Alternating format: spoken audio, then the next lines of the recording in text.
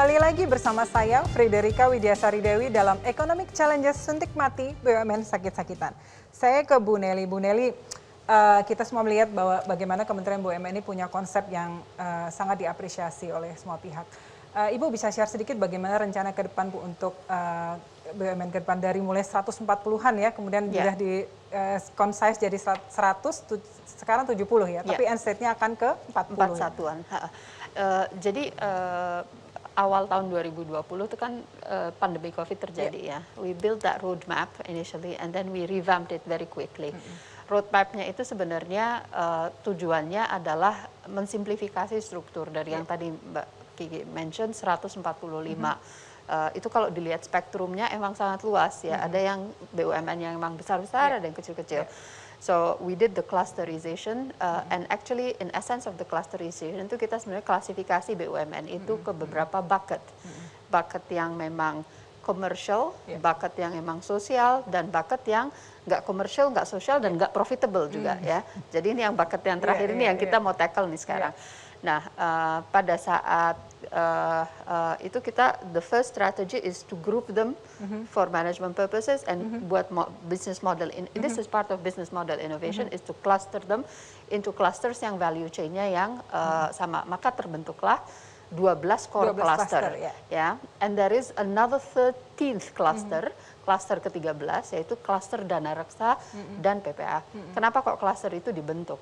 Sebenarnya ada dua tujuannya. Pas kita lihat portfolio 145 itu kita lihat, oh ada BUMN kecil, cantik, tapi perlu di scale up. Ya. Ada perusahaan BUMN yang kecil bisa disehatkan. Ada perusahaan kecil nggak profitable, jadi ngapain gitu kan. So we formed that 13th cluster exactly to scale up BUMN yang bagus untuk menjadi scalable dan bisa go public. And tujuannya tahun pertama itu survival. 2020 essentially survival. Tahun 2021, 2022 ini kita beresin governance-nya, kita beresin reporting segala macam, termasuk di dalamnya is the clustering and restructuring initiative. Harusnya tahun ini udah sebagian besar that restructuring shape-nya udah terbentuk. Mungkin ada sedikit sisa-sisa di 2022. Beyond 2022 itu udah mulai unlock value, realization of value, termasuk sending qualified BUMN for public so that increased public participation investment di BUMN. And we're quite ambitious in that regard because those are the years yang mana harusnya pemulihan ekonomi juga kita optimis bisa di-seize. And if there is anything yang filosofinya kita mau ambil itu adalah jangan sia-siakan krisis yang ada sekarang. Ya, use this crisis to genuinely change the business fundamentally for the future. Nggak cuma survive dari krisis, tapi kita harus lebih baik daripada sebelum krisis. Baik. Exactly. Saya ke Pak Dahlan. Tadi yang Ibu Nelly sampaikan Pak tentang bagaimana kita pengelolaan BUMN dan kemudian ada governance ya, kemudian tata kelola itu seperti itu. Bagaimana pendapat Bapak kalau BUMN ini kemudian dipaksa untuk terbuka gitu Pak ya, untuk listed di bursa seperti itu? Pandangan Bapak seperti apa? Apakah ini bisa membantu Pak? Memang sebaiknya begitu, karena apapun kalau sudah masuk pasar modal itu kan intervensi politik akan berkurang, intervensi dari birokrasi juga berkurang, dan perusahaan-perusahaan yang sudah masuk pasar modal itu kan direksinya bisa beralasan seandainya akan ada intervensi bisa mengatakan ini perusahaan publik, nggak bisa begitu.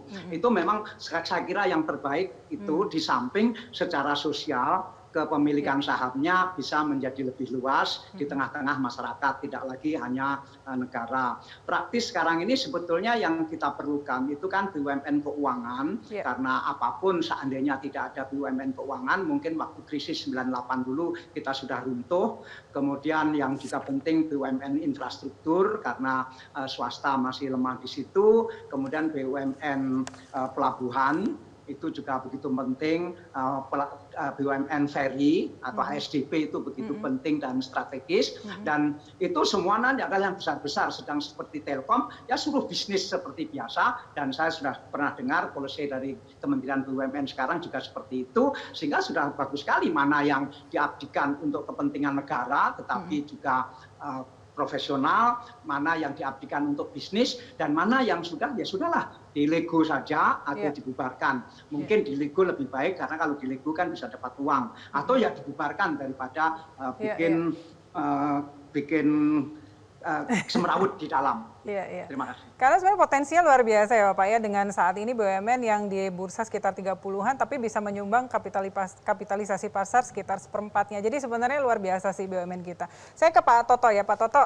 Kalau tadi kita berbicara tentang transformasi BUMN dan bagaimana tadi BUMN punya roadmap yang sangat jelas. Tapi bagaimana sih membuat BUMN kita tuh bisa terus kompatibel dengan perubahan zaman, nih apa sih yang mesti diperhatiin atau dikedepankan nih Pak dalam pengelolaannya?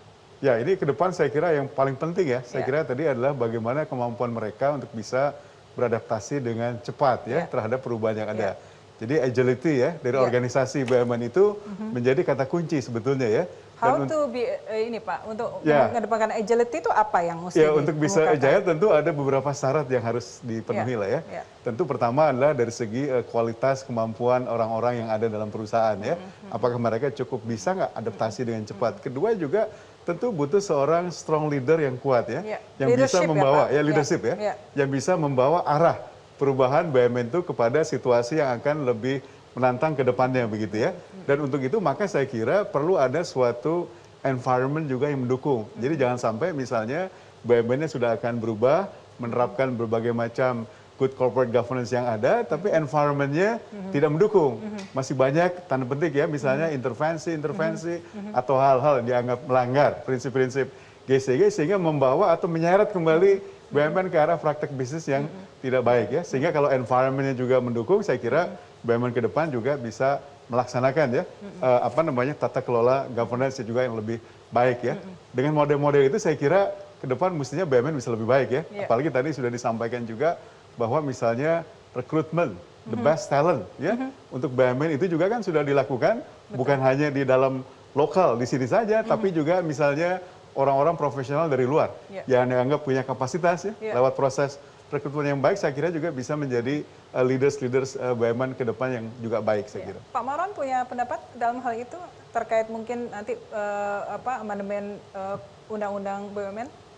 Iya, saya kira ini begini, sebelum ke amandemen undang-undang BUMN, saya kira adalah bahwa selalu ada kata intervensi politik. Ini sangat pejoratif ini.